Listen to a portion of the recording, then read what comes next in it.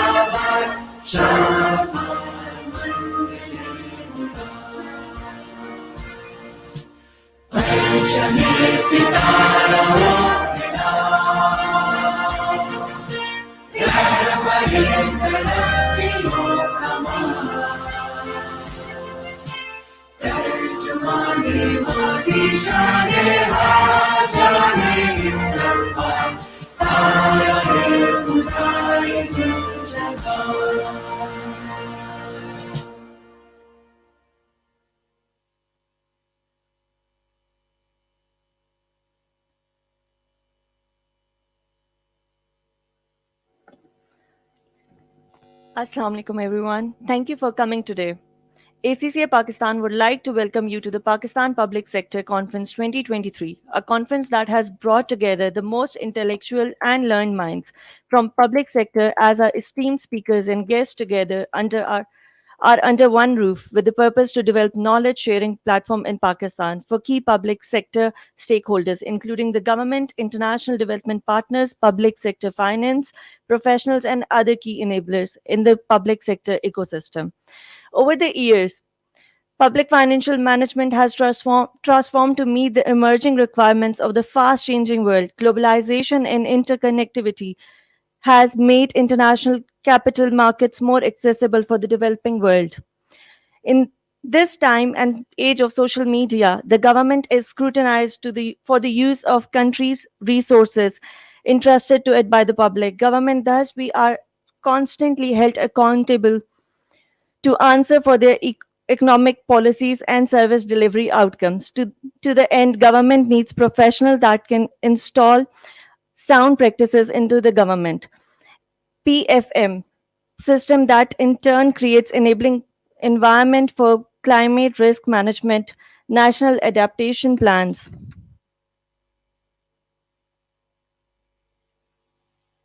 Allocative efficiency, fiscal discipline, and accurate disclosure of financial and sustainability affairs of the state. Pakistan started its public financial management reform journey in 1996 with the project to improve financial reporting and auditing. This initiative led to the establishment of the Integrated Financial Management Information System, which is now the global PFM reform success story. Pakistan has since implemented several PFM reforms. Ladies and gentlemen, my name is Neha Khan and I'm a university lecturer and entrepreneur. I'll be your host for today. Now, can I please welcome on stage Head of ACCA Pakistan, Mr. Asad Hamid.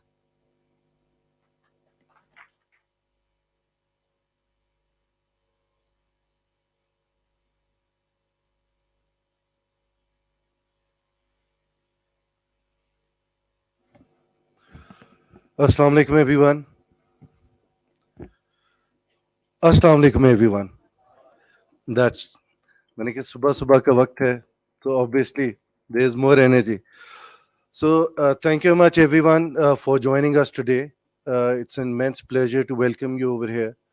A special thanks to the government offices, the Auditor General of Pakistan office, the Controller General of Accounts office, to our partners, KPMG, to our partners, Oxford Policy Management, to our partners, UK Aid, and also our esteemed uh, speakers. So we will have later today, subject to availability, Dr. Tariq Bajwa, Minister of State and Special Assistant to the Prime Minister on Finance. And right now we have with us, and I would really want to bring some energy into today's session. We have with us the Additional Auditor General of the Department of Auditor General of Pakistan, Dr. Iram Anjum Khan. So if we can please appreciate him taking our time. We had with us the Accountant General of Pakistan Revenues, but he had to leave because of an unscheduled engagement that came his way. But he is represented by his very able fellow team from the Controller General of Accounts. We have with us Mr. Hasnate Qureshi, who's the Deputy Controller General of Accounts. If we can please give him a round of applause as well. And you would get to hear about our guests and what they have to say later today. And the purpose has already been shared by my colleague Sneha. So the purpose that we are here is very simple, that what do we do next, what has been the journey to date, what are the lessons, and the way the global landscape is shaping. There is a lot of uncertainty that we have seen, especially post COVID.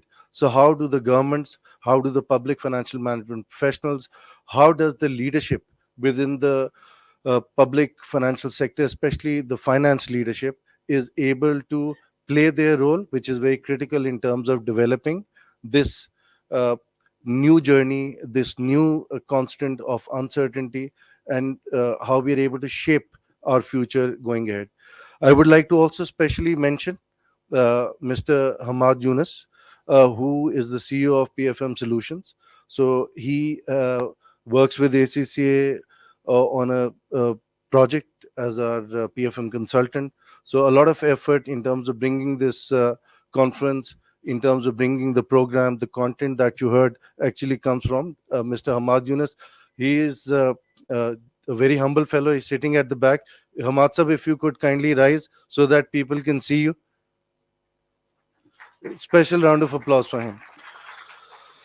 So, thank you very much. So, I have the clicker with me, or can that be handed over to me, or would you be doing that? Chalo, fantastic. So, moving ahead, so the theme that we chose today was around capacity building, professionalization in the public sector. What is being done? You will hear it from the experts themselves, whether they represent the international donor and development partners, whether they represent the respective ministries, whether they represent ACCA, senior ACCA membership. I'd also like to thank Mr. Salman Amin, who has joined us today.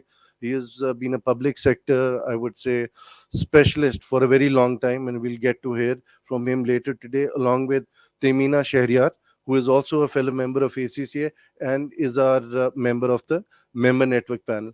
So this is what ACCA brings with us in terms of its global and long history. So it's been almost 114, 117 years. So the journey started in 1904, and over the years, ACCA has evolved into an institution that takes pride in being a force for public good, that takes pride in developing and leading the global accounting profession in terms of creating opportunities. And what is the opportunity that we are talking over here today? Very simple. Professionalization leads to effective PFM or public financial management systems, leading to better resource allocation, effective service delivery, all that you would hear within the PIFA framework in terms of its pillars that we will be touching upon later and which will be touched upon in detail by my colleague Hamad Yunus. So, our history I've already shared. Innovation is at the heart of everything that we do. We are a global community of almost 800,000 with approximately 241,000 members. We'll be reaching a quarter of a million this year, inshallah. Our commitment starts with the United Nations Sustainable Development Goals. Everything that ACCA does is linked to this. Next slide, please. Fahad, next slide. So this is our global footprint. You can see that in detail on the slide. Next slide, please. Yes, so this is again something that ACC over the years, how we have evolved. So we would come later in terms of where our members and future members work globally. So ACCA takes pride in being the largest body in terms of members working in the public sector, along with future members. So the total count globally is about 67,000 at the moment, and they bring these insights. So you would see in this the different themes, the different verticals that ACCA shares its insights on, and public sector is specifically covered in there. Next slide, please.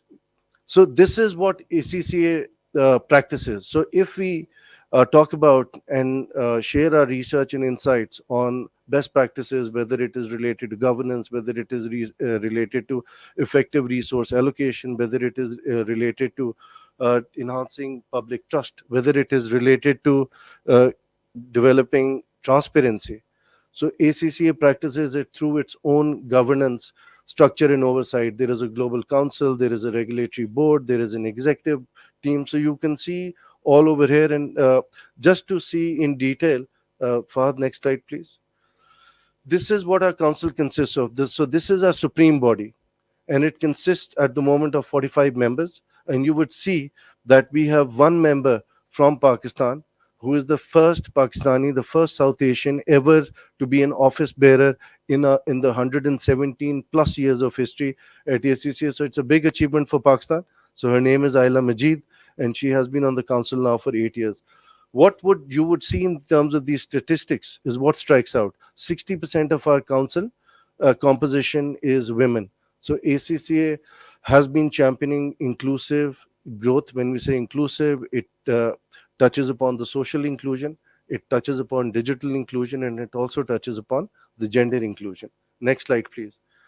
So these are our statutory recognitions globally, uh, driven by a UK Royal Charter and being a member of the Consultative Committee of Accounting Bodies.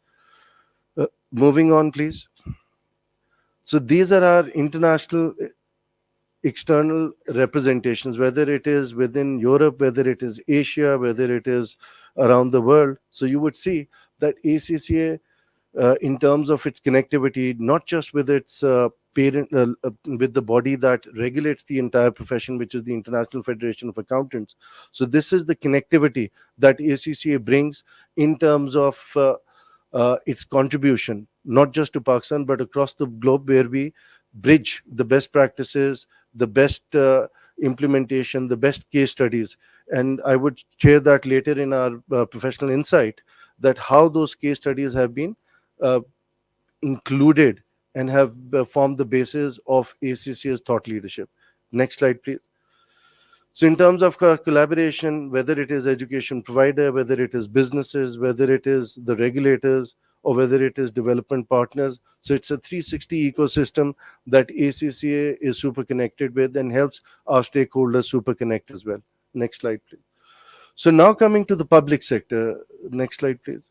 So I have mentioned these stats. So the idea is that ACCA globally is part of many mandates, and this will be touched upon in detail through a research that I would be sharing. And I would request if you would like to go through that research. Multiple case studies, whether it is China, whether it is Tanzania, whether it is Rwanda, whether it is Cambodia, whether it is Vietnam. So you would see that ACCA has been at the forefront of enabling the PFM reforms in a few areas, which we will touch later. Next slide. So these are the three most recent researches. And you would see that it's a 360 integrated approach that ACCA takes.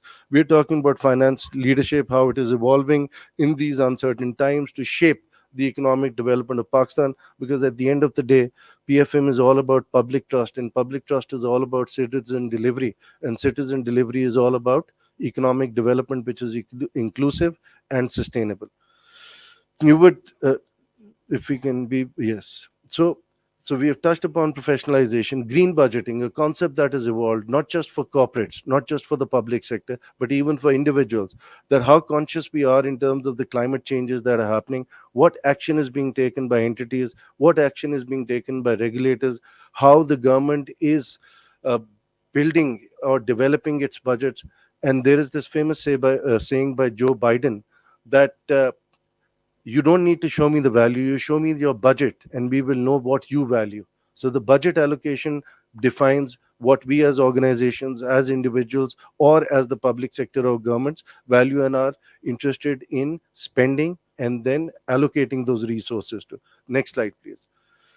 So this is something which will be touched again later in detail by my fellow colleague Hamad Yunus, and this tells you that the entire reform and its outcomes, whether we're talking about fiscal discipline, whether we're talking about equity and efficiency in resource allocation, whether we are talking about service delivery, whether we're talking about public investment management, all of this is dependent on three key pillars. And within that key pillar, the pillar that drives the other two pillars, whether that's legislative, regulatory interventions, or those are operational reforms which are technology linked, is the human capital, is the skilled public sector professionals that we have within the room and that we will have pipeline in the future who will help not just shape their organization's destiny but Pakistan's destiny. Next slide please. Fahad. So just wanted to touch upon that, Fahad, if we, yes. So whatever ACCA does in terms of its public sector approach, whether in terms of its public sector work, in terms of its PFM work, is focused on the three strategic outcomes that you see on the left. And these are all derived from the PIFA framework, as you would see at the bottom of the slide. And anything that we do as individuals within our curriculum, within the members that are being developed, within the professionals that are working in our organizations for the public sector, focus on this PIFA program framework. And you would see that it's a very detailed framework, so I'll not go in the details. You are more specialized in terms of understanding it. But how well structured it is, that you have three strategic outcomes. There are seven key pillars. Those seven key pillars are driven by 31 indicators, and those 31 indicators have 94 dimensions altogether. Next slide, please. So so I'll just be on my closing time. So benefits of professionalization. So we all know it, whether we are hiring, whether we are uh, progressing individuals, whether we are incentivizing as individuals. So we look for credibility, we look for trust, we look for things that build our confidence. We look at systems and processes. We value accountability, transparency, governance, and external scrutiny, which we in our corporate language is called assurance or external audit. So this is what the framework in terms of benefits of professionalization looks like. Next slide, please. So yeah, I think we have come. Yes, this is the slide. So, just to close on this note, you would see, and I will just share the last slide for you to have a look at it. The 5 steps towards adoption of the framework, the ACCA framework that Hamad Yunus will be presenting later today, is through our research, we have been able to see how important it is in terms of will, not just the public sector, but the political will, how the structures evolve, how the adoption takes place, how we implement on a sustainable basis. And last but not the least, to ensure that sustainability, how continuously oriented we are in terms of developing. As change is the only constant, we see uncertainty, we see new tools emerging, we see new challenges coming in, we see new issues arising, but there is always a solution to that. Thank you. So I'll just like to close my presentation on this note that advocates of professionalization, it's a 360. We are working, or let's put it the other way. All organizations are working with ACCA, whether it's IMF, whether it is investment partners. We take a pride in terms of impacting the society that we work in. And last but not the least, the profession itself, we feel, is the cornerstone in and will be instrumental in ensuring that each and every public sector reform is enabled and ensured and ensures its successful completion. So thank you very much once again for being a wonderful audience, for joining us today, and wish you all a fantastic rest of the day. Assalamu alaikum.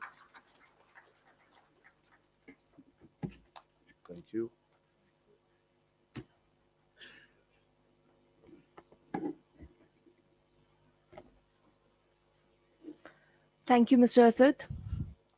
Okay, moving on, our chief guest is slightly late, so we will start with our guest of honor. I would like to take pleasure to invite our guest of honor, Dr. Iram Anjum Khan, Additional Auditor General, Office of Auditor General of Pakistan, to come on stage and talk about Supreme Audit Institution role in building public trust. Sir, can we have you on stage, please?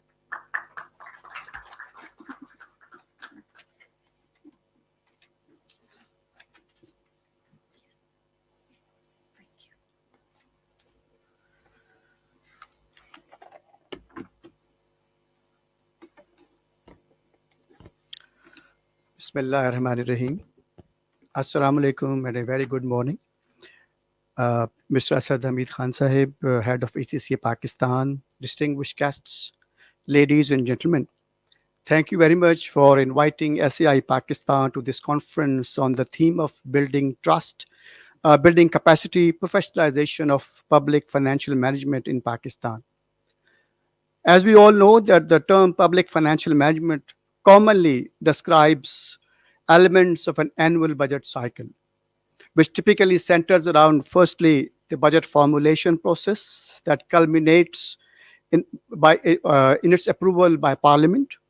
The second broad categorization is budget execution that is done by spending units, government ministries, departments, autonomous bodies, etc. The third stage is accounting and reporting by the Controller General of Accounts and is represented here by the Deputy Controller General Sahib. And finally, the external scrutiny and audit by the Auditor General of Pakistan. It is this last element, the public sector audit, and the role of SAI Pakistan in building public trust that I will focus today. However, I also will briefly review the issue of trust based on public and private sector audit practices and the market dynamics in which each, the public sector and the private sector auditors, operate.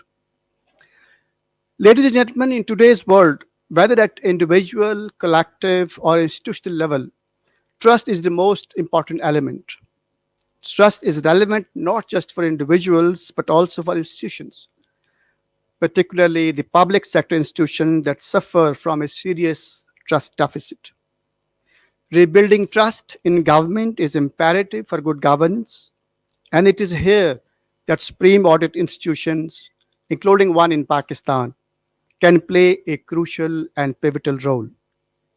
This is done through financial, regulatory, or performance or value for money audit that can provide confidence and trust among citizens and affirm that the financial resources were applied honestly as per the existing regulatory framework for the purposes approved by the Parliament and economically, efficiently, and effectively.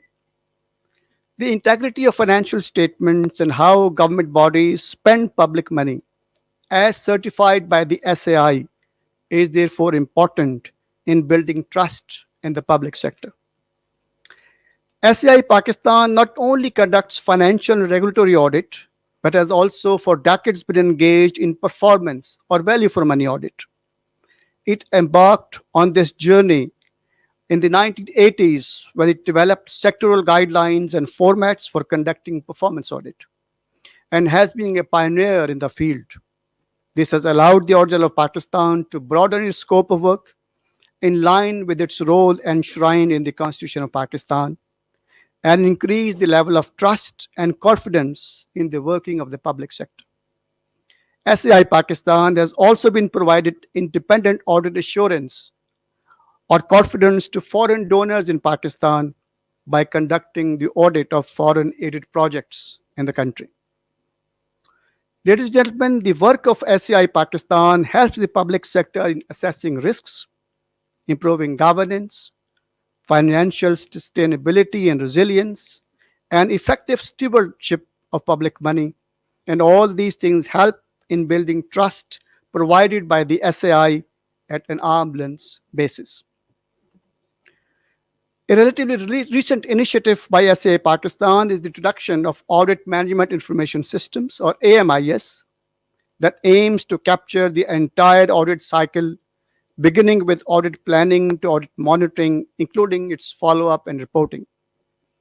The AMIS provides a web and mobile enabled interface that can be used to build audit plans, prepare audit reports, analyze relevant documents, form an audit opinion, and communicate results.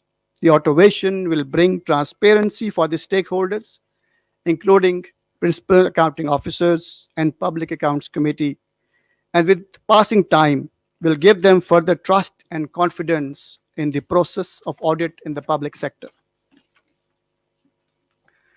Here, it is also important to distinguish between the public and private sector auditors and the dynamics of trust in which each operates. While the nature of an auditor's opinion on the accounts of a private sector company can have implications for it in the market, this is not necessarily the case for most of public sector entities. This is primarily because most of them are ministries, divisions, or departments which are not commercial entities but are meant to assist the government in formulation of policy and its implementation. The principal accounting officers do not individually prepare their accounts, and as a result, the scope of audit is limited to regulatory audit only. The PAOs are supposed to adhere to financial and regulatory framework, but do not face hard budget constraints when they sometimes do not follow the framework. The result is that the audit report does not affect their public sector financing channels or the amount of financial resources allocated to them, which continues to flow irrespective of the seriousness of audit observations. It is equally important to note in case for profit state owned enterprises that invariably all of them have multiplicity of objectives, many of which are even conflicting in nature.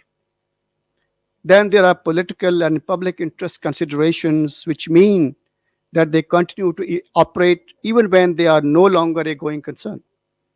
This makes the dynamics of their working totally different from the private sector, and the quality and level of trust in them assumes a different dimension. Another important differentiation is that many public sector entities do not shy from restricting the scope of a public sector auditor by not sharing audit evidence. At times, it is perhaps more expedient not to provide relevant record rather than face the wrath of public accounts committee for a serious irregularity.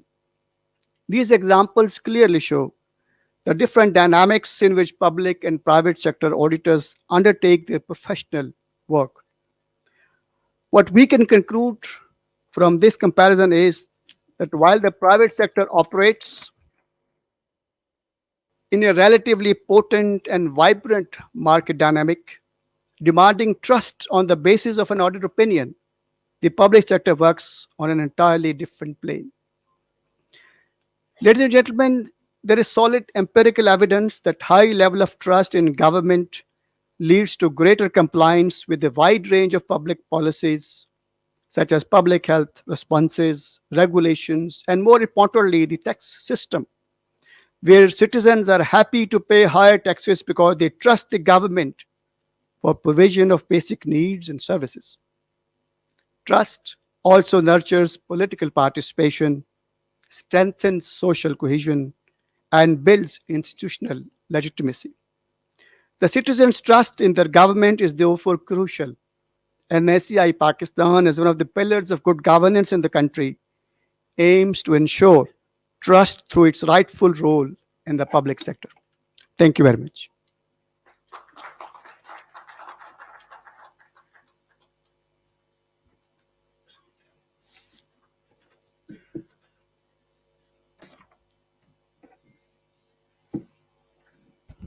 Thank you so much, sir, for sharing your knowledge with us. Now it's time for our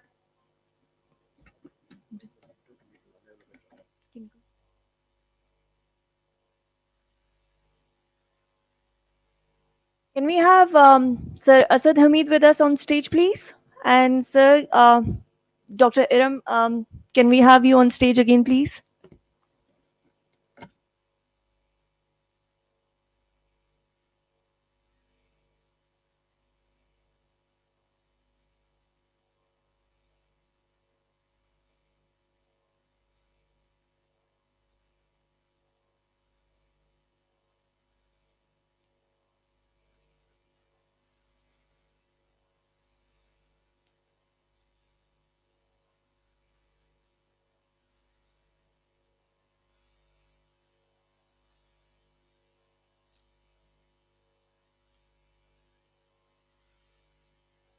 A huge round of applause for both of them, please.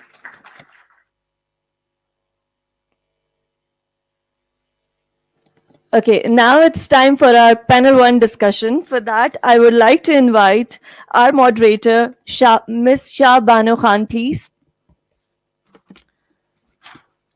She's a graduate of London School of Economics with expertise in investment, climate reform, sustainable investment, and finance for development. She has over 10 years of experience in the government and development sector, including working on doing business reform program for the government of Pakistan. Thank you so much, ma'am, for coming. Can we have a round of applause for her, please? Okay, now we would like to invite our panelists. For that, the first one we have is Mr. Hafiz Kazi. He has served corporate sectors and academia for over 25 years, currently serving as ICMA Pakistan Regional Director. Can we have him on stage, please, with a huge round of applause?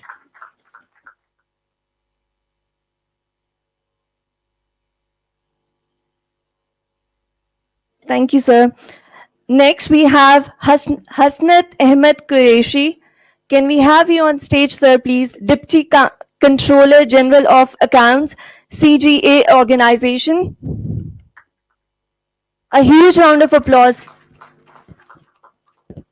Next, we have Adnan Rafiq, presently working as Deputy Auditor General Defense Audit. He has done his master's in Accounting Public Sector Financial Management. Can we have a huge round of applause for him, please?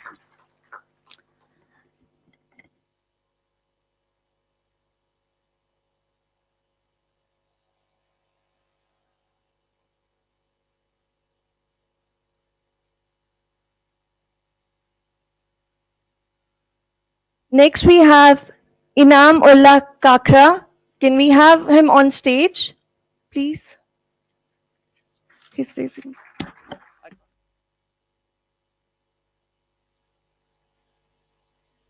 He's a fellow member of Institute of Chartered Accountant of Pakistan with more than 16 years of experience and is a partner with KMG Pakistan.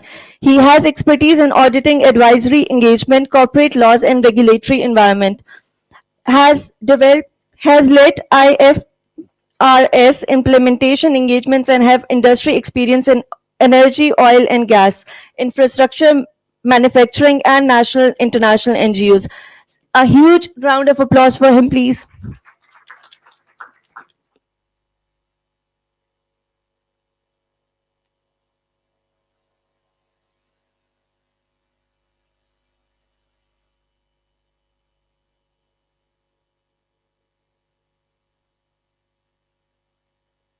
We have Salman Amin with us today, Head of Energy Portfolio Ministry of Privatization.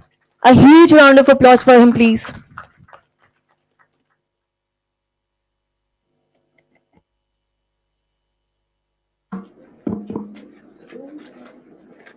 So thank you, Neha, for the great introduction you did for all of us. And welcome to the first panel discussion. Am I audible to everyone at the back?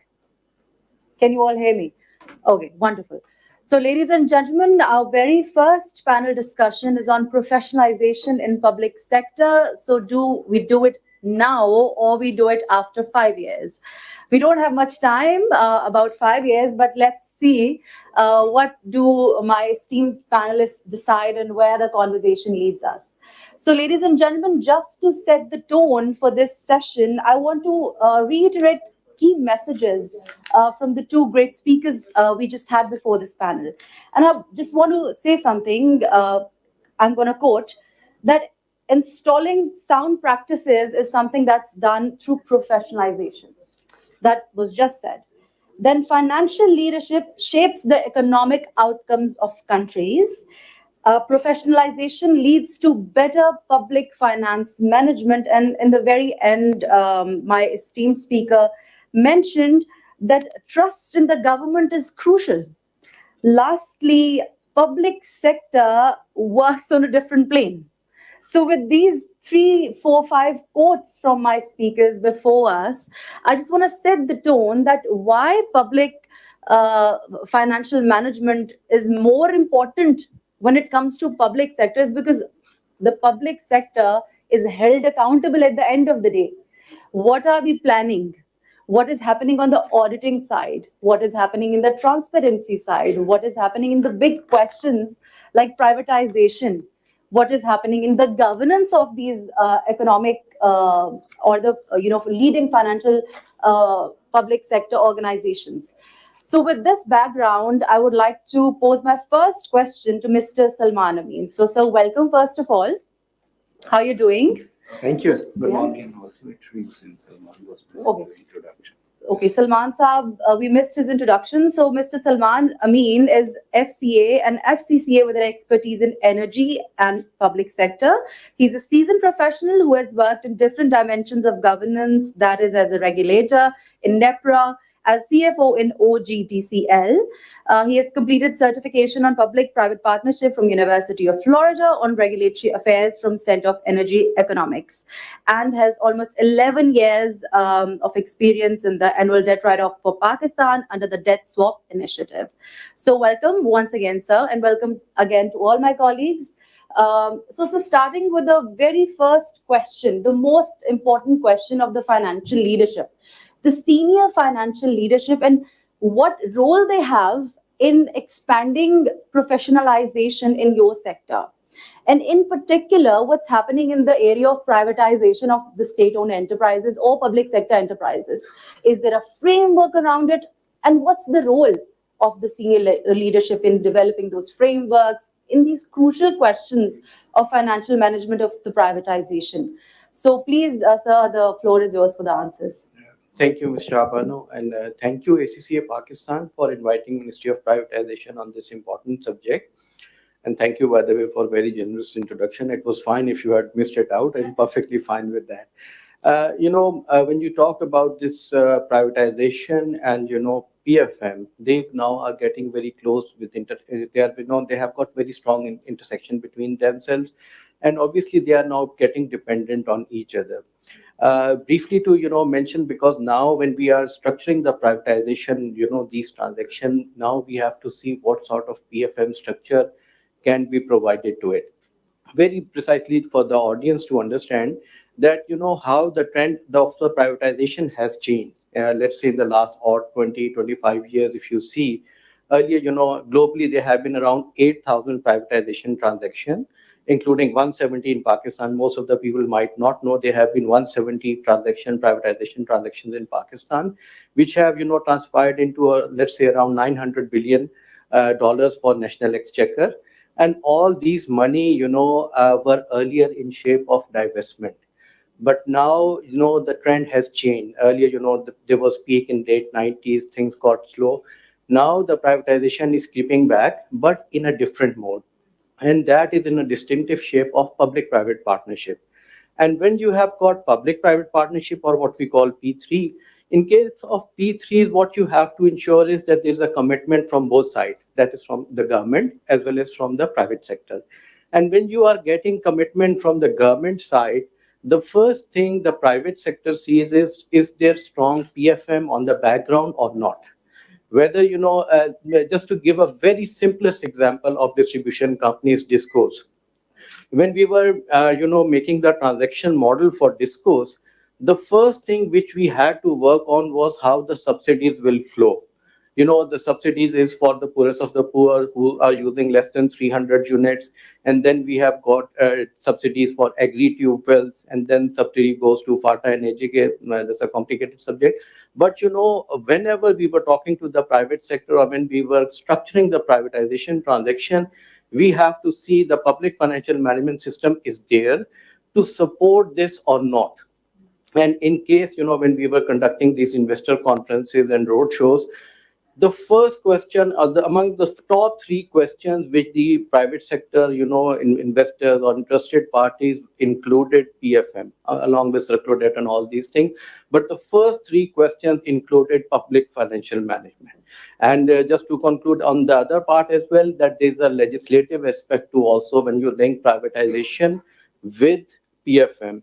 And that is in case of Privatization Commission Ordinance, very specifically saying Section 16 of Privatization Commission Ordinance, that when you have got the privatization proceed, 90% of the proceed has to go towards national debt write-off and 10% towards poverty alleviation.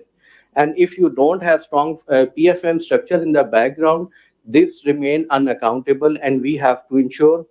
And I'll be open to share that we very frequently receive questions from the legislators, from the parliament, that how many proceeds have been in the case of privatization, and whether a trail exists, whether it has been used for the national debt write-off.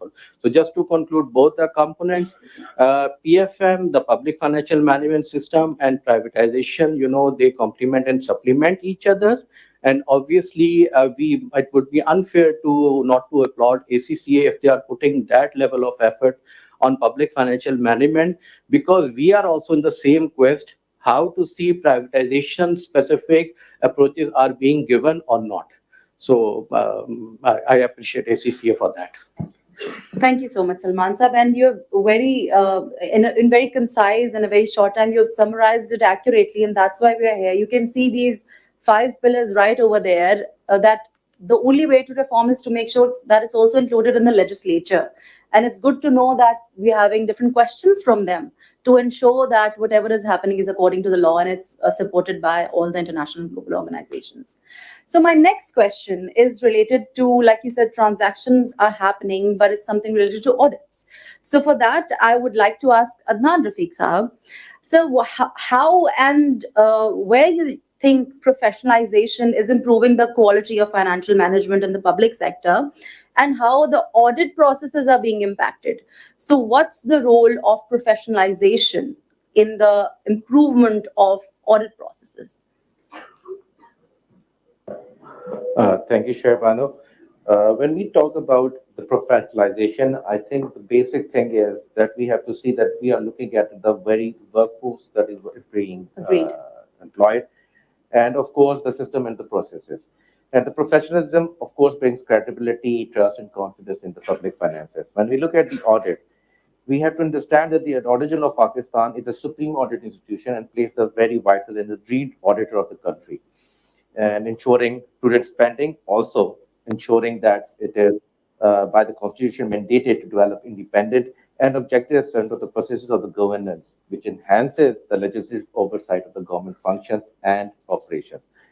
Now, since the Public Financial Management Act that was passed in 2019, it has increased the need for the transparency, accountability, and effective PACs. In that context, we see that we have going through a process where we are now going for a management information system, going for the new technologies. But besides that, if we look at the professionalization, the main thing, how is the workforce being used? Because if we are talking about what the benefit can it bring is, of course, the access to the trained workforce, and of course, ensure financial discipline, quality information, and to enable evidence-based decision making. This is where I think we are working, and we have a lot of efforts to do on that. And that's where we can say we need professionalization as a challenge also.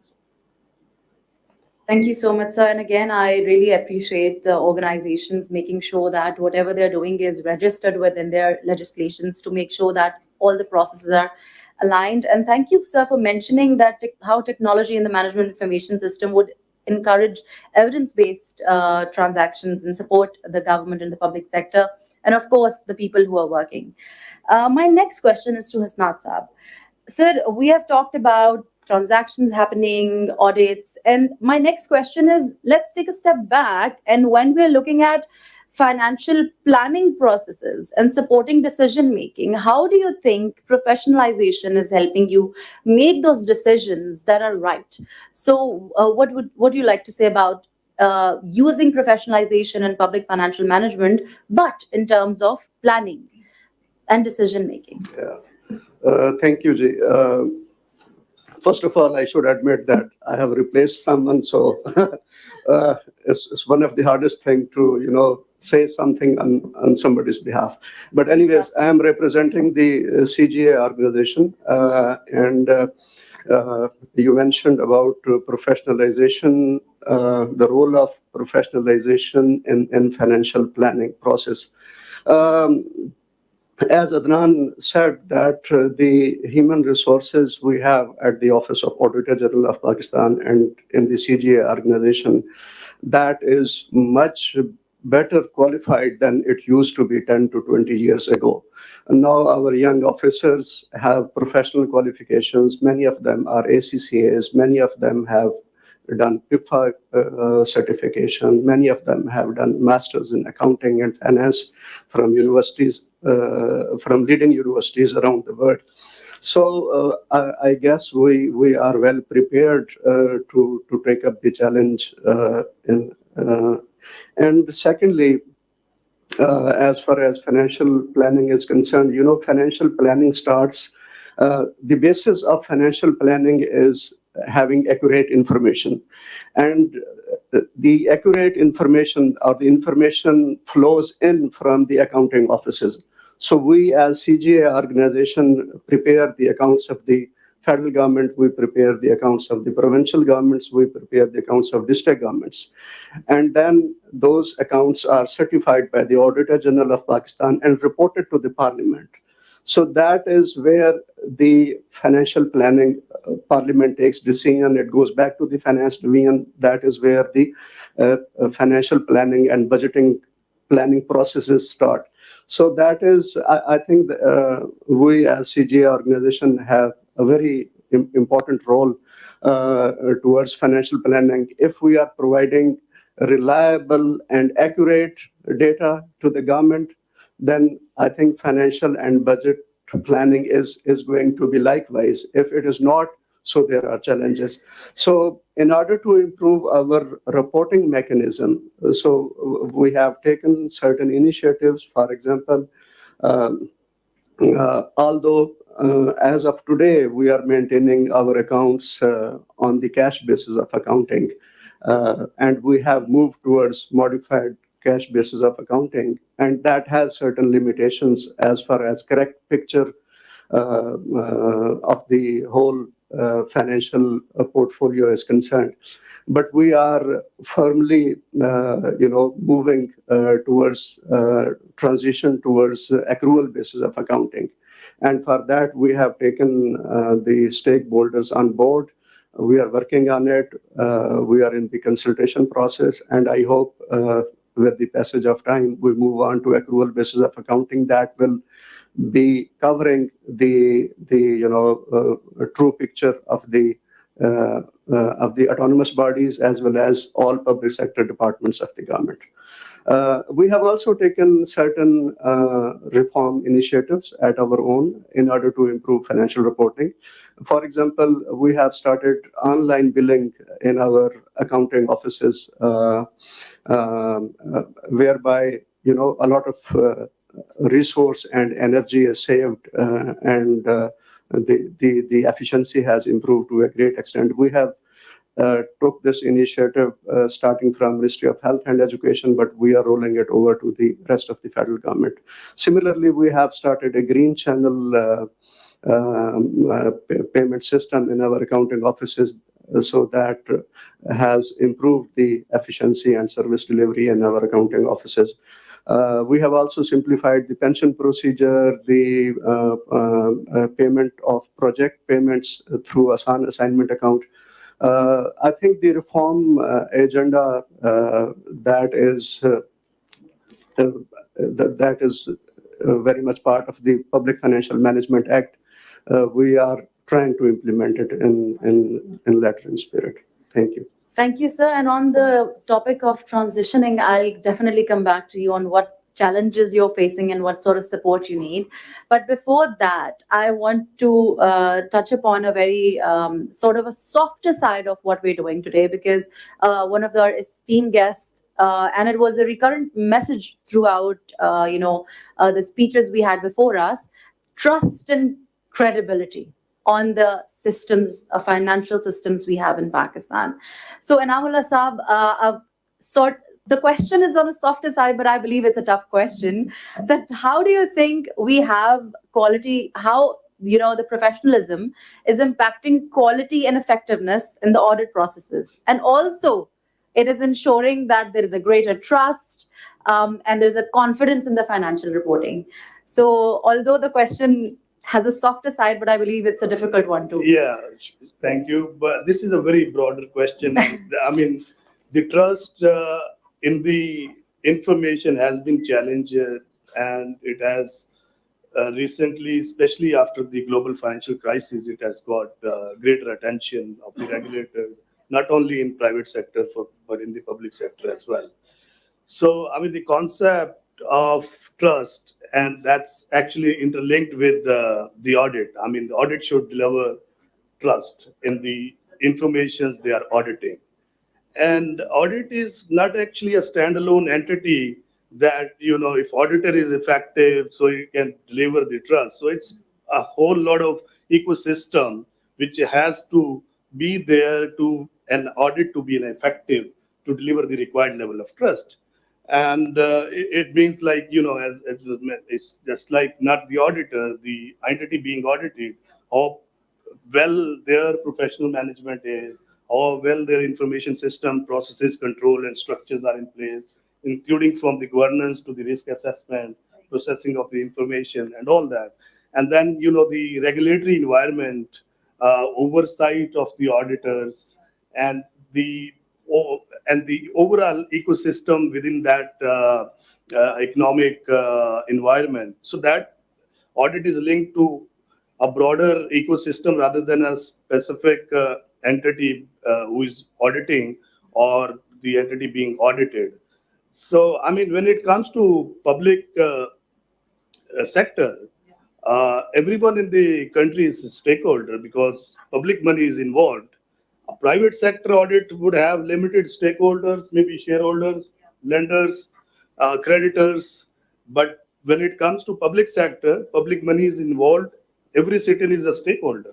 So the audit becomes more important and significant in terms of the trust and the robustness and effectiveness of audit would have the greater influence or greater meaning in the overall economy because ultimately if the public money is being scrutinized or audited effectively, it would eventually deliver in a greater or efficient more services to the citizen because the money being collected is being utilized in an optimal way. So that is only one aspect, obviously, to the audit, and then it is the audit should result in the improvement in the overall governance Agreed, system, yeah. the structure, processes, and controls that the entities being audited. So that's kind of my thought on that. How audit important, how important audit is for the public sector. Thank you. So I would just take one message from your this conversation is to have an ecosystem approach. It's not just the auditors, it's not just the government or the private sector. At the end of the day, it's the whole country sort of that is going to be impacted by the lack or the presence of professionalism in the public financial management. So that brings us to Hafiza. So my question to you is, like we have heard so many voices and we've heard about transitions, we've heard about actions, we've heard about how important it is in the bigger picture.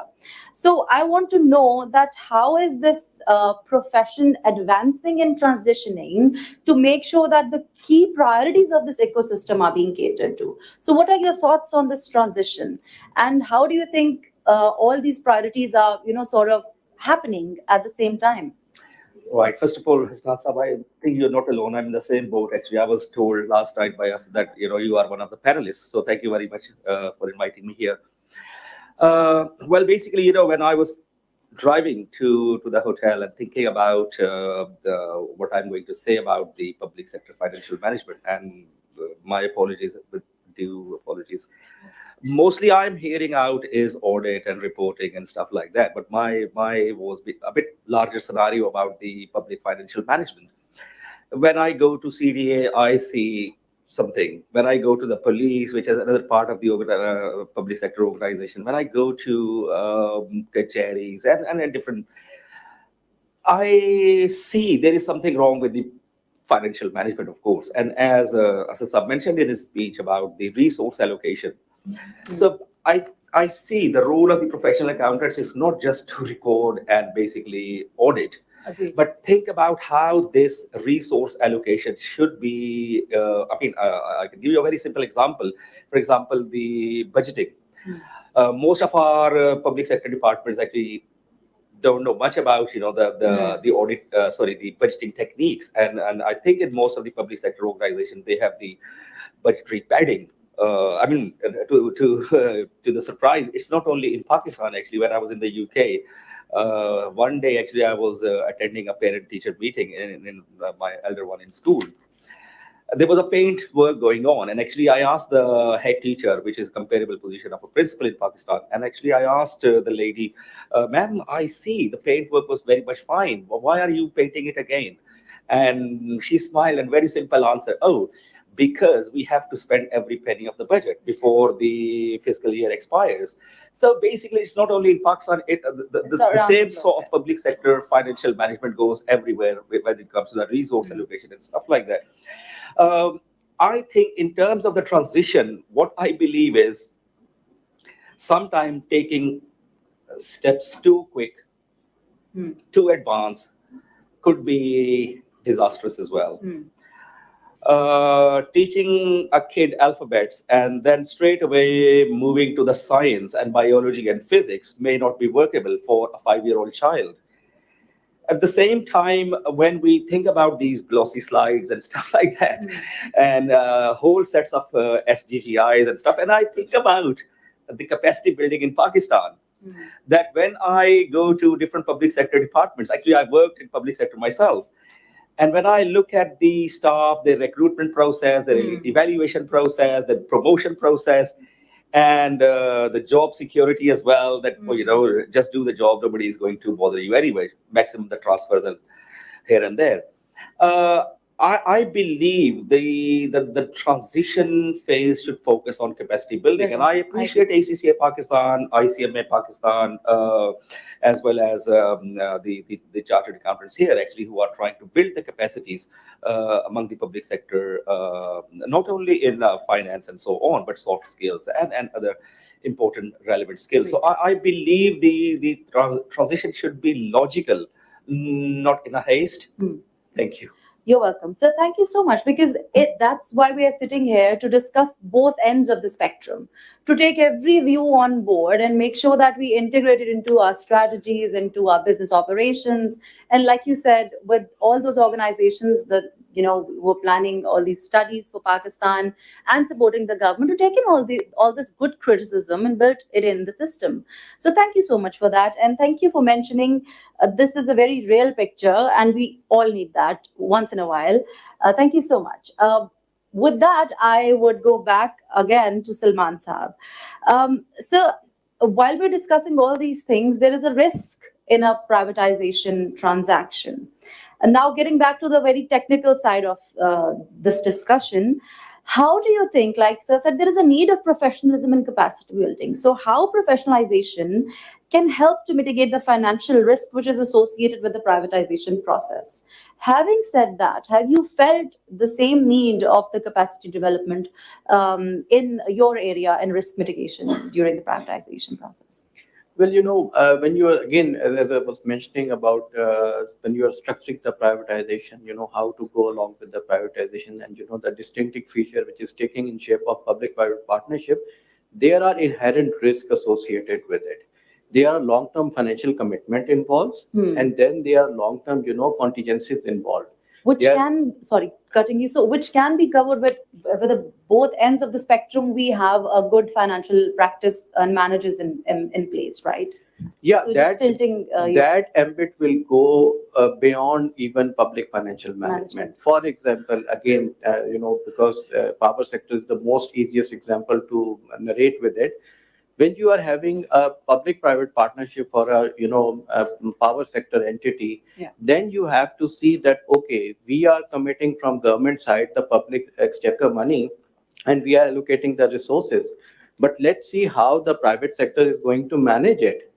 And that, this ambit goes beyond that, and then we are again accountable for how, the private sector is managing the contribution being made from the public exchequer.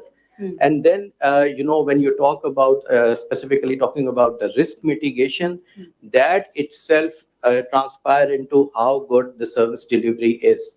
As you were mentioning in your opening remarks, and as Asad Saab and in the keynote speaker, Dr. Iram was mentioning, that these public sector enterprises, they have a defined purpose, and that is public service delivery.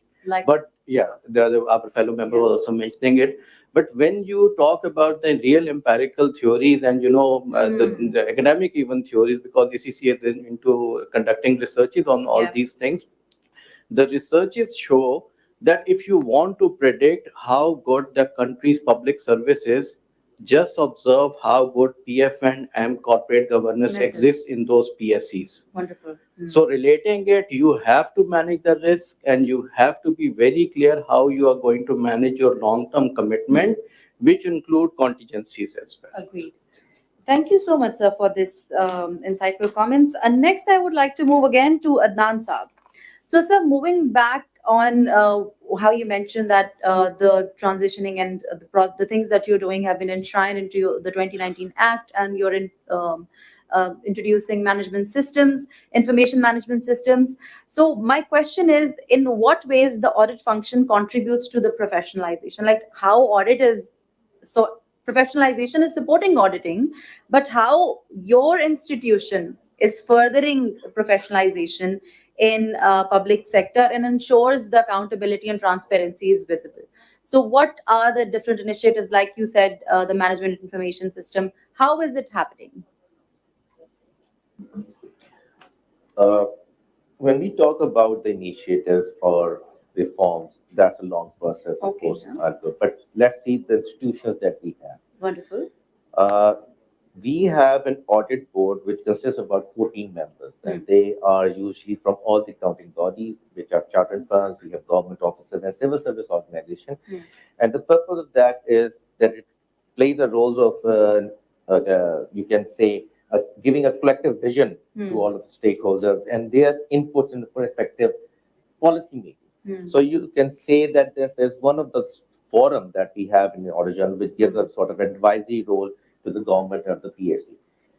It can give a direction. That can give a direction. Now, the initiatives have been taken in this just one place policy board. For example, we can say one of the previous invitation get the PIFA, Master Institute of Public Finance Accountants, and we are all fellow public accountants once we go through that. This is one of those initiatives. Then we can say ACCA, that because when we started the program of PIFA, there was a big chunk of ACCA graduates that we had taken there that time, and now it is given also the employee status to that. Then we have also exemption from the attachment. So there are so many initiatives if we just look at one board. But besides that, the main question is what type of professionalization do we need? Yes. Now, if I give just a snapshot of what the original office is. The original office, and I was looking at one of the slides that just Mr. Asad just passed away, that you had an employee workforce of around about 7,000. Now let's come to our workforce. We have a workforce of around 4,000, which includes officers and the support staff. And that is dispersed in 28 of the field audit offices. And if we look at vertically and horizontally, we find that all these offices that are working vertically from federal down to district level, and then we have horizontally that are for the specialized departments like works, like defense, like social benefits, like environment, and the list goes on. And of course, the regulatory authorities. Now look at the chunk we have. And then we have to give round about statutory reports of 440 reports per year. Then we have special studies reports, then we have performance audit reports, then we have so many. So you can very well see how So there needs we are to contributing. Hmm. All these reports are on the AGP side. Now these are the things, just a snapshot. To include, Let's this see. is how helping many transparency. how many access that? Hmm. That's the first question. Hmm. Once it's been laid down, usually the pressure is that the report or any observation should be Openly given to us. available. Yeah. But that doesn't happen because as per the mandate, we have to give it to the president, and once it's given to the president and discussed in the parliament, it comes on the site. Nobody looks at it. It's just like the problems we have in Pakistan, and we have so many others. Like debt. Now, debt is one of the rightly pointed by my colleague here that is debt a new issue? No. No, it's not. But what is the problem? It's the long debt that we have. Yeah. We have been pointed out or something like that. So the contribution is always there. Yeah. We cannot say or minimize the contribution that it is not being done. For example, we are going for certification, financial tests, we're going for regulatory, we're going for performance audit, so many reports. But is there a question of accessibility? There's no question of accessibility. Is there a question of professionalism? We are each day reviewing. Every year there's a committee that sits down and reports. But we have our own academy, that is Audit Accounts Academy, which is again recognized by IFAC, is also a member. In spite of that, the end is So well noted, because when it comes to ensuring accountability and transparency, there's a valid link, but the missing link is perhaps the communication to the public definitely. and creating a demand in corporate as well as in the public sector to make sure that they uptake the information that you're giving them. So, all ends of the spectrum on the same plane. And just to add that, because if there's a citizen feedback that comes to Yeah. us, the professionalism will increase much more. Wonderful. Because at the moment, what we're doing is it's a one-sided approach that we want to professionalize ourselves, but we do not know what the real citizens want. But maybe Agreed. there's a governance issue that needs to be improved and that needs to be incorporated in ourselves. So your point is well noted, and perhaps after this conference we have, maybe we can have a point discussion again on how we can fill these gaps that you've rightly pointed out between the public and the information is being provided by your amazing office. So my next question, and I would request Hasnat Sab to please consider the time in mind. So how are the new models of public procurement and how do you think we are uptaking the sustainability angle in that? How do you think professionalism would help us to gain that traction? I think as far as public procurements are concerned, this is a different subject and there is a different department for that.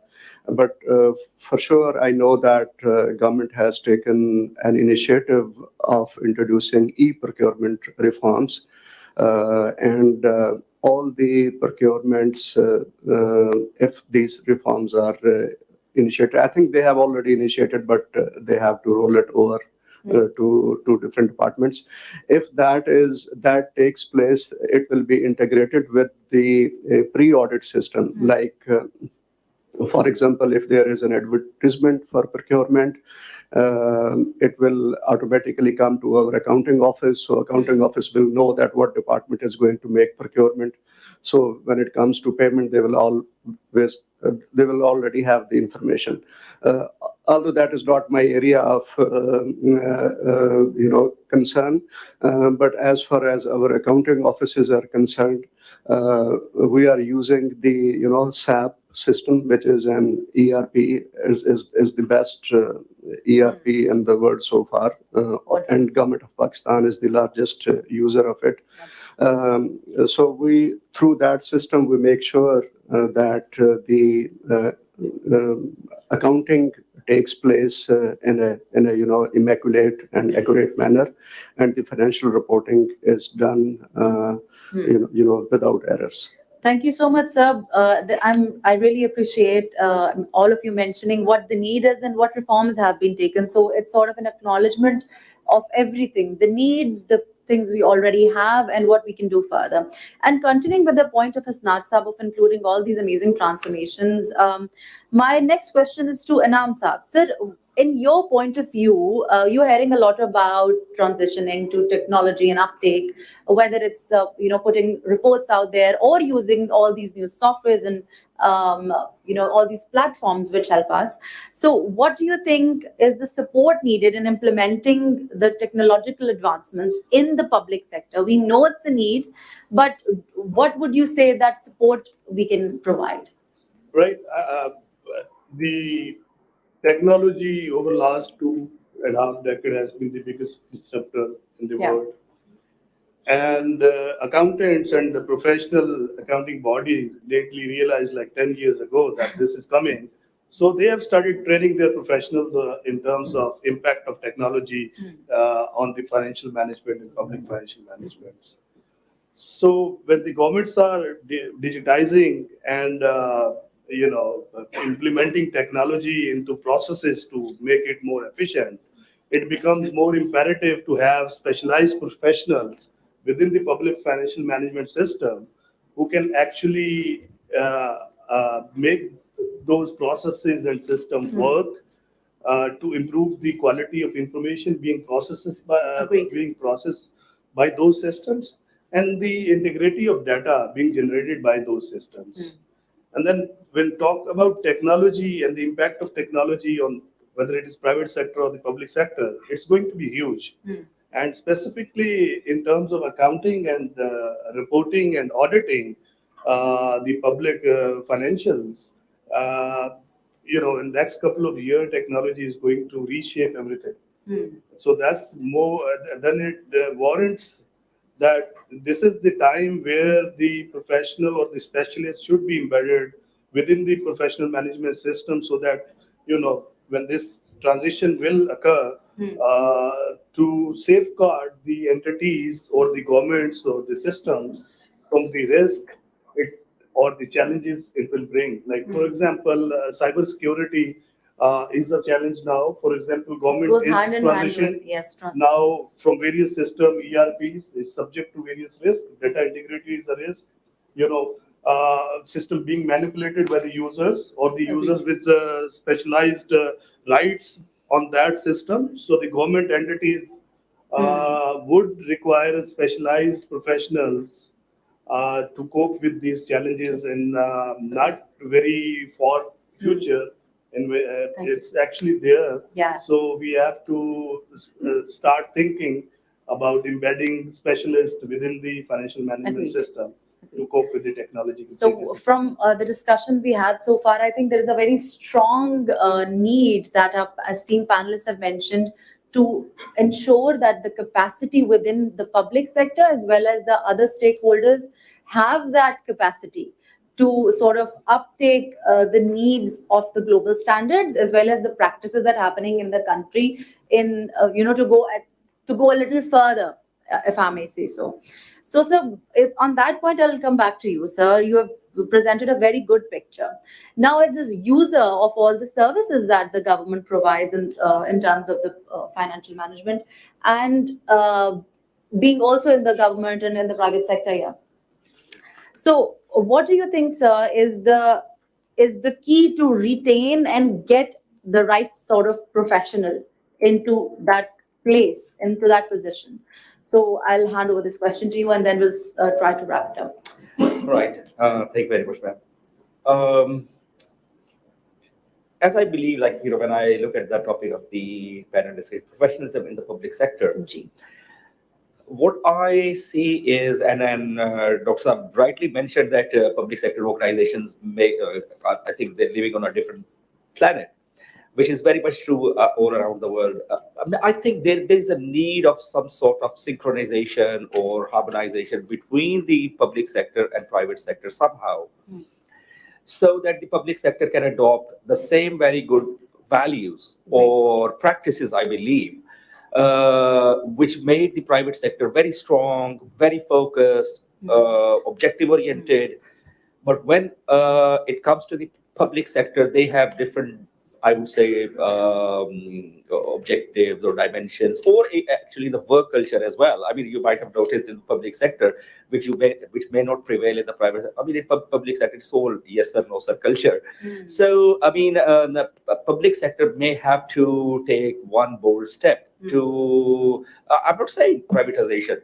I'm not saying To just adopt the but adopt some of the good practices from the private sector, so that to make them more profitable, maybe them more deliverables can be to be service oriented towards the service needs and oriented. requirements. I mean, I would even suggest, because some of the public sector dignitaries are here, having some of the uh, independent directors on their boards. I think that may help as well. Not only getting the proper advice, but also some sort of interaction with other parts of the country and other Agreed. parts of the world as well. So when these two will collaborate, I think that's where the transition or the change will start coming. Thank you. Thank you. Thank you so much, sir. We're running out of time. And before I take a quick final one line on professionalization, do we do it now or after 5 years? I'm going to take two questions from the audience and then just one quick line answer from all of my panelists. So, quick questions, just two questions. We're out of time. If the team can support us, or we can only take two questions. Please introduce yourself, and a short question would be amazing. Assalamu alaikum. My question is from Adnan sir. My name is Haidar Rafiq. I am additional director and currently heading the internal audit and compliance department at Securities and Exchange Commission of Pakistan. So you have rightly mentioned that availability of professional resources and processes and procedures should be in place to ensure the efficiency of the internal audit department. But what about the independence and objectivity of the internal audit department? Unless it is not to be reported to some audit committee or the board comprising of non-executive member, it cannot be ensured. So the one question is this, and the second question is, sir, what about the follow-up procedures of the long outstanding audit observations? Because it's keep on repeating every year, and so kindly, what's your insight on this? How do we deal with it? Thank you. Thank you. I think you have asked two questions. For first, I think it's yes. I don't have to divulge more on that, because if you look at the internal controls, any external control auditor is usually not relying much on the internal reports. But this is true that if the internal controls and the internal auditor mechanism in any department is strong, the external auditor will have much better to look into the other issues. So there's nothing wrong and the problem is, how should it be reported? Whether should the audit board should be independent? Yes, that's fine. For example, but for the next question, I just want to clarify: is it for the internal audit that you've asked the question? Is it for the external auditors that you've So asked? it's for the internal audit. Yes. This is a very true fact, because you've just talked about, I think, in the paradigm of SECP. But if we look at the internal audit observations that are lying in anywhere, I can give you an example of, should I go for that? There's nothing wrong. If there's all Chatham House rules, okay, fine. Uh, uh, if I just give you a small example of how in a certain province, now they have an internal audit system, and usually the system is that if you're looking in your SECP, you always report to the boards, but in there they report to the secretary local government. The observations there are usually settled on the basis of what the secretary wants, and usually all those long observations are there, like 30 years and 40 years long observations. Now, what happens about those observations is that either those observations are communicated to the external auditors, which usually, of course, we do get the access to those reports. We have to find out what that is. And then many of our efforts are wasted on getting that thing regularized. Then, of course, there's the government processes that are involved, which also linger on. Then there are a lot of other things. I do agree that the long observations needs to be looked into. But there's no such forum, because the concept of internal audit is that it is always are direct to the board chairman or is it the secretary. There's nobody else between. And therefore, the power of decision lies with those secretaries or the PAOs, you can say. But this is a sort of a process that you can say needs to be looked into. I agree with this point of view. There's Thank you nothing so much, sir, and thank you, madam, for highlighting such an important point that he's agreeing that it's something to be looked at. Thank Points well noted, questions noted. We have time for just one more question.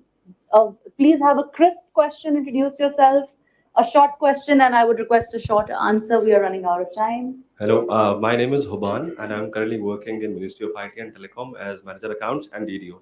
So my question is with CGA panelist. Actually, we have been using your SAP system for a while, like for 2 years. There is a very small and essential error that is in your system that I would like to highlight here. This might not be the right forum, but since I am able to talk to you now directly, होता ये कि हम जब आपका SAP system access करते हैं for the current financial year information निकालने के लिए, तो होता है उसमें हमेशा एरर क्या आता है कि लेट्स से ये 2023 चल रहा है, अगर हमने डाटा निकाला है 2023 का तो हमें 2022 डोनेट करना पड़ता है, तब वो 2023 को करता है. तो ये एरर कांस्टेंट है, जिसके लिए मैंने अकाउंटेंट जनरल से भी बात, मतलब अकाउंटेंट जनरल के एजीपीआर को मैंने लेटर भी लिखा, मिनिस्ट्री ऑफ फाइनेंस में भी. तो वहां पे जो करंट डिस्कशन से पता लगा है एरर क्यों आ रहा है, क्या आ रहा है, वो ये है कि आपको जो पब्लिक फाइनेंस मैनुअल है वो सिर्फ ये लिखता है कि आयन के आर्टिकल में जो लिखा है फाइनेंशियल ईयर वो होता है. जब फाइनेंशियल ईयर के हम आयन के आर्टिकल 260 को पढ़ते हैं डेफिनेशन में, वो कहता है कि जुलाई में शुरू होता है. बस उसकी क्लैरिटी एक्चुअली आती है सर टैक्स ईयर में. टैक्स ईयर जो आपका इनकम टैक्स का है वहां पे क्लैरिटी आती है, 12 महीने का होता है और जिसपे 30 जून फॉल करता है वो डोनेशन होती है. तो ये चीज काफी टू एंड फ्रो दफा बात हुई है, बट ये कांस्टेंट एक छोटा एसेंशियल एरर है. As a being a professional accountant, I wanted to highlight this कि ये एक error आप please take up करके relevant forum पे. Thank you so much. We've also noted your point. Our team is here. We'll support you with this question. Quick answer. My technical team is next to your table, so you can discuss with them. That is wonderful. And number two, So we've got the right stakeholders. Siemens is our implementing partner. They look after all the technical issues in the SAP. So just in case, we can refer you to them. Thank you. Okay, and something that I've been waiting for is the answer. One line answer. Do we need professionalism right now or 5 more years? Please, gentlemen, one line. Can we live without it?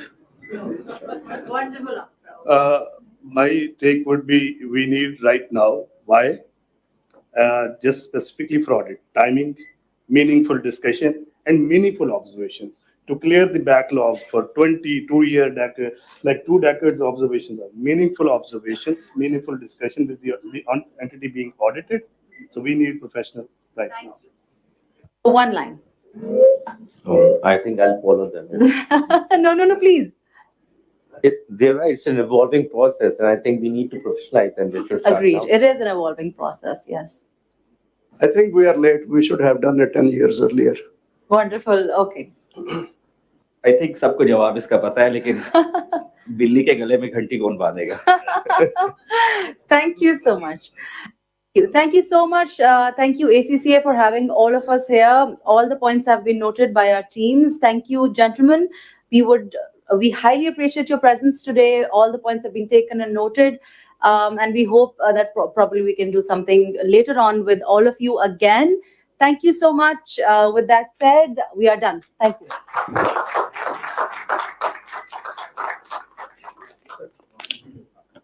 Thank you, everyone. Can I request you all to please stay on the stage?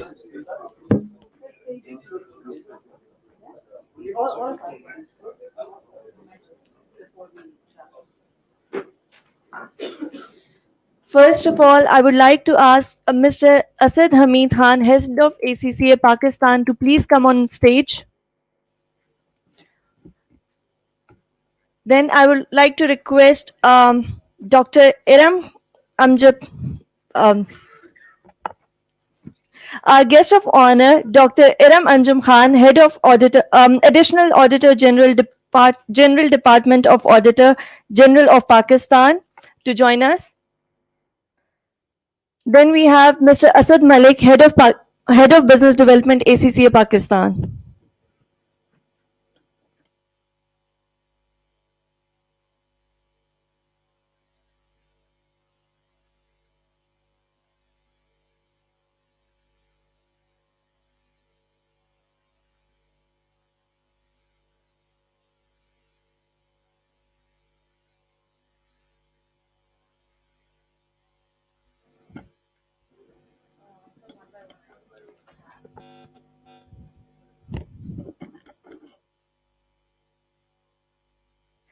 Can I please request Mr. Salman Amin to step forward?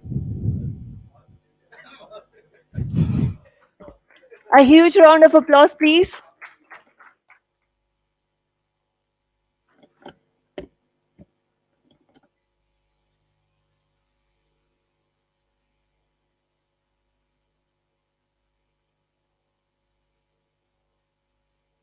Mr. Adnan Rafiq, can you please step forward? A huge round of applause, please. Mr. Hasnat Qureshi.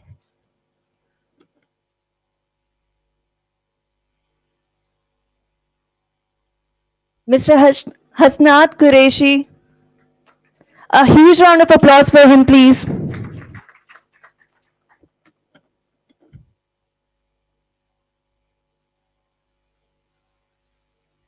Now can we have Inamullah Kakar, please?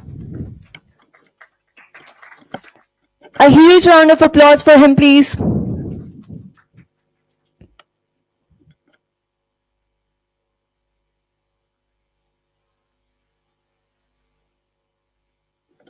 Now can I request Mr. Abdul Hafiz Qazi, please, to come forward? A huge round of applause for him, please.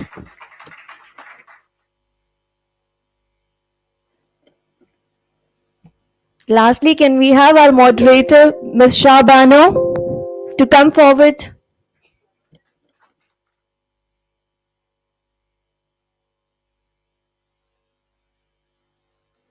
A huge round of applause for her, please.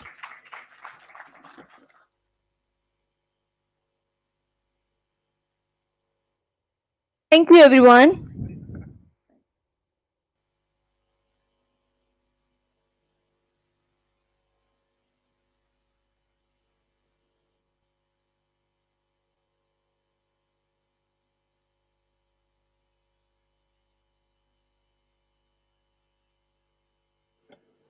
Now it's time for our virtual session. Our topic is using government balance sheet for sustainable public finances. To join us, we have Alex Metcalf, Head of Public Sector, ACCA. He'll be joining us from Paris.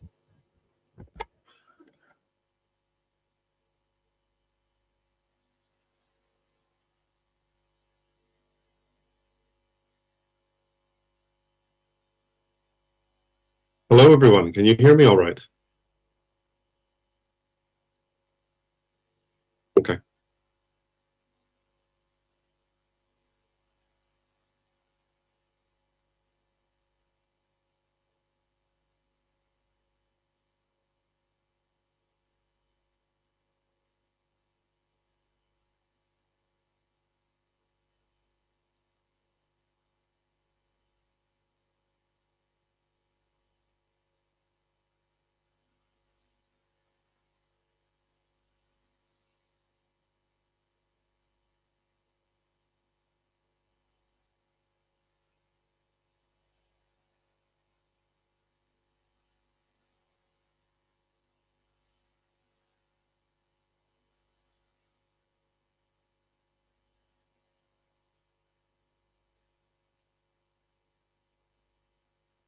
Over to you, Alex. Excellent.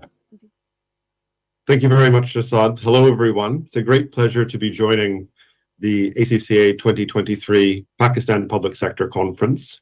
My name is Alex Metcalf, and I'm the head of public sector at ACCA, where I have the privilege of leading our global public sector strategy and the ability to attend different events like this. I'm very sorry that I'm not able to attend in person this time in the Pakistan Public Sector Conference, but I do very much send my regards to everyone who's attended and to the other speakers as well.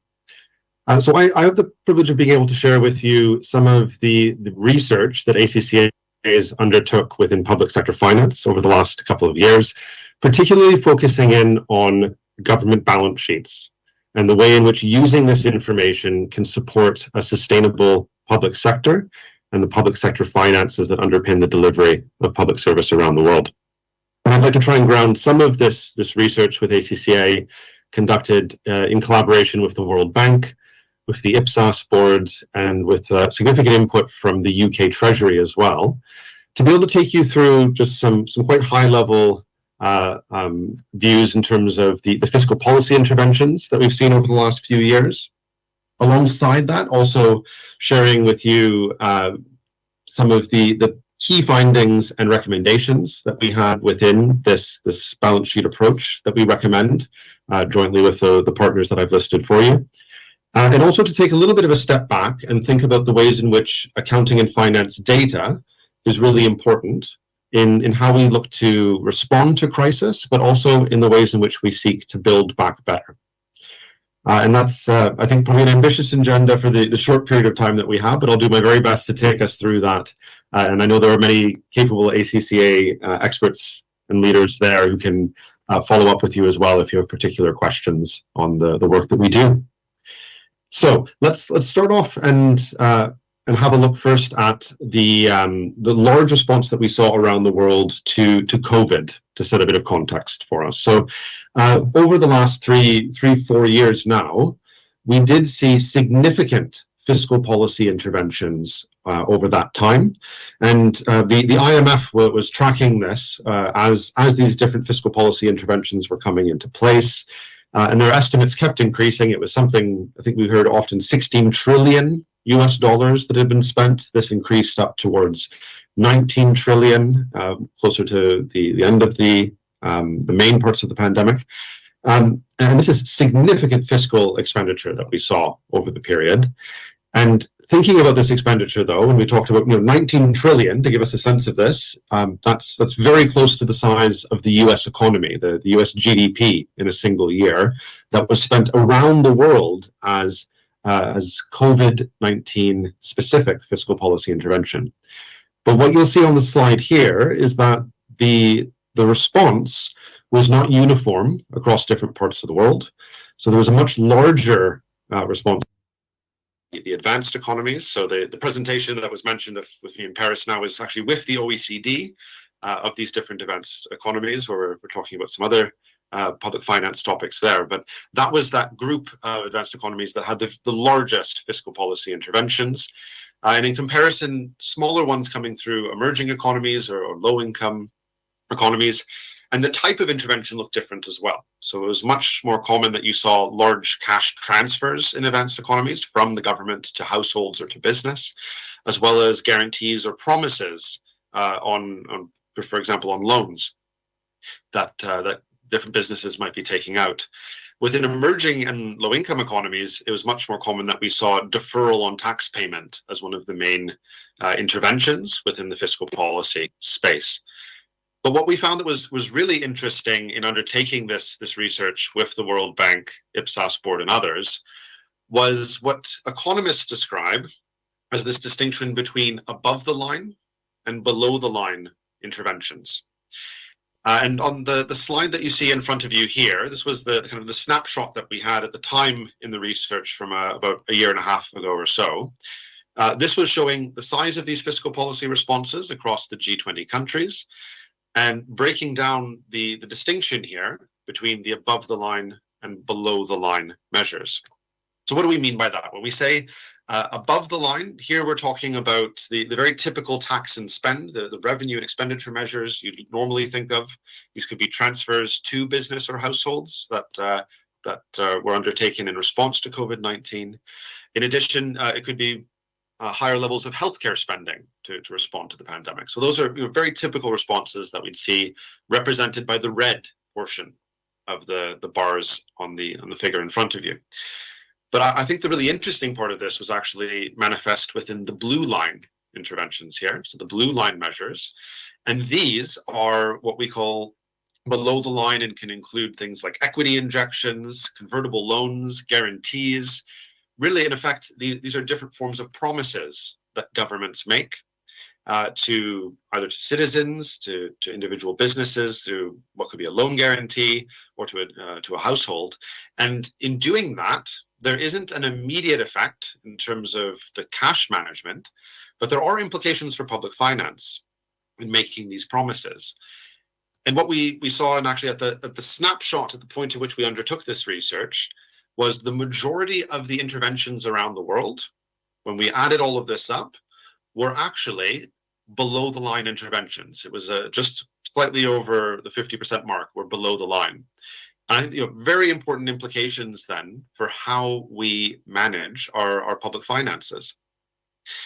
Given that for many jurisdictions, they would not have a clear view on the financial implications of the promises that they're making.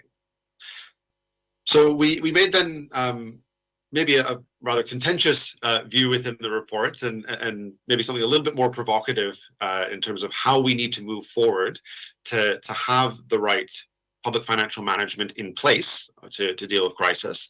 And the contention that we made is that it's time to drop debt to GDP ratios as a core metric of how we think about the health of public sector finances, the ways in which we set our fiscal rules, the limits, for example, on our capital spending, and also the way in which we evidence and inform our public finance decision-making and the policy that we set. So in all of these ways, we contended it's time to drop debt to GDP ratios and instead focus our attention on what's described as public sector net worth. And the significant distinction that occurs here is by moving away from debt to GDP as your kind of guiding light or your North Star of public sector financial health, and moving towards public sector net worth, you get a much broader and more comprehensive view of the state of public finances. And to do that, you need to make use of course, over time, accrual accounting information, but also the production of a public sector balance sheet. And in doing so, this gives you not just the debt liabilities and the ratio or the size of that against GDP, but instead it gives you the full view of other forms of liabilities. Some of these can be significant, if they're pension liabilities as an example of this. But importantly, it also includes the full variety of assets that governments have, the public assets that governments can bring to bear in the provision of their public services. And what we can see on the figure here is that it gives quite a different picture when we look at public sector net worth and how we typically think about the financial health of different jurisdictions around the world. I think one good example of this would be Japan, which is maybe about a third of the way along in the figure here. I think many people will hear often Japan has such a high debt to GDP ratio, so in excess of 200%, 230% debt to GDP. But if you look at their public sector net worth position, that actually comes in at almost even. So there's lots of investment that's happened in Japan. It's been debt financing, but it's created public assets that puts them at a neutral public sector net worth. But why is this really important as a metric? Well, there's really great analysis that's come through from the International Monetary Fund that shows that jurisdictions who have a strong public sector net worth face shallower recessions when these do come, and they also attract lower interest rates on their government debt. So two very strong reasons outside of just the comprehensive view that you get in terms of using public sector net worth as a guiding light within your public financial management. Now, this leads us to the key recommendation that ACCA offered within the global research that we undertook, and that's that governments must turn their attention to public sector balance sheets. So looking beyond just debt, considering assets, considering different forms of non-debt liabilities to be able to effectively manage their finances through crisis.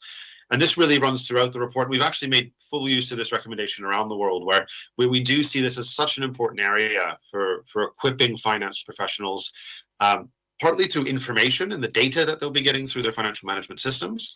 But I'd also say just as much as a mindset of how you think about the way in which decisions need to be made within a public finance context. So let's talk about that a little bit more. And to start us off in doing that, I want to share a little bit with you on what I think is a really important aspect of this report. And that's the focus that we have on what is now a period of what's been described as polycrisis or multi-crisis, and thinking about the ways that we try to build back better on what can be a very difficult situation around the world. And I'm very much at the attention of Pakistan with the difficult floods over the months previous, when the world looking to what's happened in Pakistan there. I think that's a great example of how we try to now build back better and do the best that we can through the public finances as one tool in responding to that. But here, when we talk about building back better, the focus is looking at policies that are both green, thinking about the ways in which we have, I know, part of the discussion today on climate finance, but also inclusive, that we're doing this in a way that doesn't leave people behind in how we're responding to the poly crises that we now face. But of course, I think it's fair to say that there are a variety of challenges in how we look to build back better from crisis. And there's some of those on the right-hand side of the slide in front of you now, where we talk about the deteriorating public finance position that we see in many jurisdictions around the world. There's been an unprecedented economic downturn and a lot of challenge now around inflationary increases in different parts of the world as well. And to really hone in on some of the public finance aspects, we do see policy interventions that are not being accounted for within the financial management systems and different fiscal risks that are manifesting as a result of that. So for the sake of time, I'm not going to be able to run through all of these different challenges, but I'll hone in particularly on the deteriorating public finances, and we'll have a think about the ways in which a balance sheet approach can help us in addressing that difficult financial position that we see in many jurisdictions. So here we are. So we're now in a position where we've seen very large fiscal policy interventions, as we saw at the top of this presentation. And for many jurisdictions, we also saw a collapse in tax receipts as well. So large reductions in the revenue coming into government. And this puts a quite difficult long-term forecast in terms of how we come to a place of what we describe as sustainable public finances over the longer term. And just to give you a sense of this, that there's, I think, really excellent work that the UK Office of Budget Responsibility undertakes. So this is an independent fiscal policy institution called OBR, the Office of Budget Responsibility. And they, every other year, publish long-term projections of public sector net debt for the UK. And to do that, they keep all of the different policy positions fixed, and then assume what would happen over the medium to long terms in terms of demographic effects and other effects that can be assumed then, in this case, you'll see on the slide, out to 2070. This is actually very much aligned with the IPSAS board's work in terms of RPG 1, which is the recommended practice guideline 1 around how you'd forecast long-term sustainable public finances. And I'd very much encourage that you do have a look at that as Pakistan progresses its journey towards accrual implementation, and considering RPG 1 as a facet of that. But this really shows the quite challenging and dire straits of the UK public finances over the long term if there's no change in policy. So there's been one update to this, but I think this chart really shows the full force of the challenge ahead of us. So I've kept the 2021 in, given its powerful example. And what you see here with the green and yellow lines, the green line was showing the pre-pandemic forecast for public sector net debt out to 2070. It was a difficult position, but it seemed fairly sustainable as well. It was going up to about 200% of GDP. This is, still lower than what you'd see in Japan that we spoke about earlier. But of course, as a result of even the early interventions from COVID-19, that was already increasing to nearly 300% on the out years of this forecast. And the real concerns now, as they applied upside and downside scenarios at the time of this forecast, is they saw the potential for the downside, where public sector net debt could reach in excess of 500% of GDP by 2070, and clearly a very unsustainable path for public sector finances in the UK. But I think one of the key things to take away from this is you can see that divergence really expands over time, and it's actually earlier interventions that can make a significant difference in the way in which that line plays out in terms of the long-term forecast. So having a change in, for example, public pension provision that comes in earlier can really save the sustainability of long-term public finances in a way that if you delay these decisions, it becomes a lot more difficult. Now, given this difficult position that you see here on terms of long-term projections in the UK, let's now apply that balance sheet approach to think about ways in which we wouldn't have to only rely on tax rise or cuts to public service provision to try and improve that long-term sustainable position. And there's three examples on the right-hand side of the figure here, which I'd like to share with you. So one is in taking that balance sheet approach, you now have a view of the public sector assets as well. And there's some great work that's been done by a gentleman called Dag Detter, who used to be a minister in Sweden. He's now doing quite a bit of work across Asia. And his contention is that if we made full use of the public assets that are right for commercialization, then we could see all of the corporate tax revenue take doubled again. So this is, there could be significant income coming through if we made proper use of the public assets that are available to government. And I think the big caveat in that, of course, is that some public assets are not amenable to commercialization. They're not right to make sure that you're maximizing the return on them. Some are social assets, for example. So we wouldn't look to a public school that is, that we'd look to the ways which that would provide a return on government, but other commercial assets where that would be a possibility instead. So that's the contention that we hear from Dag Detter, from others, that there is some real potential here for a return on public assets and taking a commercial mindset to the management of public assets. And if we turn to the second bullet in terms of achieving value for money on public resources, there's really good analysis we've now seen in terms of the fiscal illusions that many governments face and how they make decisions around their public financial management. And when we say fiscal illusions, what we mean by this is accounting devices that give the illusion of change without its substance. So I'll say that again just to make sure that the definition stays with you there. So fiscal illusions are the accounting devices that give the illusion of change without its substance. And of course, I really now believe, if you look at that figure of the graph in front of us, we're no longer in a position that we can fool ourselves with these fiscal illusions, and we do need to make reasoned and evidence decisions around the value for money that we can achieve for a public resource. So a very simple example of this that we've seen from some of our conversations with experts is on a cash basis. If you're looking to have a cash injection, you could be selling some of your public assets. And that, of course, in a cash environment gives you the view that there isn't the same need to purchase debt or to issue debt. There isn't the same, that there's immediate cash intake that comes in. But if you are selling an asset at a significant loss, that isn't actually giving you value for money, even though some experts describe this just as money from heaven. So the ways in which we need to think about this is actually in terms of that public asset providing either a gain or loss in its sale, not just it being a sudden influx of cash as a one-off. And a final thing that I'll share with you in terms of the ways in which we think about deteriorating public finances is expanding the view of the public sector balance sheet and expanding its scope to think about a broader range of capitals. And there's some really important work that is happening with the IPSAS board, ACCA quite closely involved in this and providing some seed funding as well on sustainability reporting.